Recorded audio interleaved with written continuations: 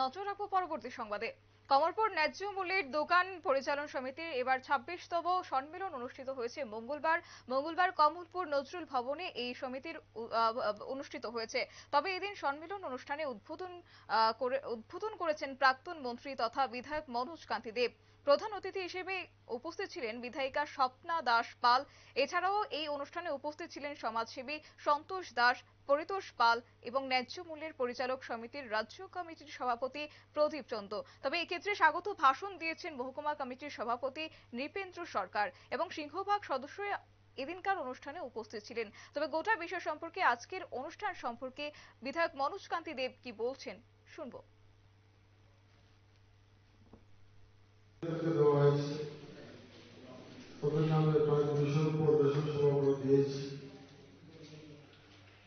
Card নিয়ে সমস্যা থাকে, 500 কার্ড সবাই করতে পারে না, 400 কার্ড সবাই করতে পারে না, সেই জন্য কিছুটা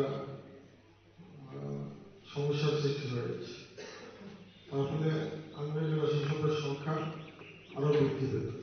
আপনাদের সরাসরি যোগাযোগ মানুষের সাথে, মানুষকে এই পরিষেবা পৌঁছে দেওয়ার লক্ষ্যে কোভিডকালীন পরিস্থিতি, করোনাকালীন পরিস্থিতি ফ্রন্টলাইন ওয়ার্কার হিসাবে রেশন সেবা ক্রিয়ারা কাজ করেছে। তার জন্য আমি রেশন সেবা ক্রিয়াদেরকে ধন্যবাদ জানাই।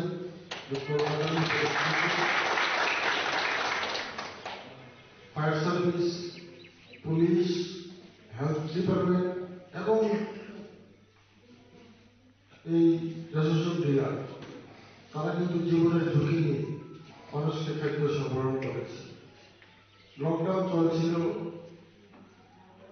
দোকানপাট বন্ধ, বাজার বন্ধ, কিন্তু রেশন কিন্তু বন্ধ হয়নি। তারা কিন্তু জীবনের ঝুঁকি নিয়ে মানুষকে রেশনের সরবরাহ করেছে খাদ্য সামগ্রী। এটা তাদেরকে আমি অসংখ্য ধন্যবাদ জানাই ওই সময়ে মানুষকে পরিষেবা দেওয়ার জন্য।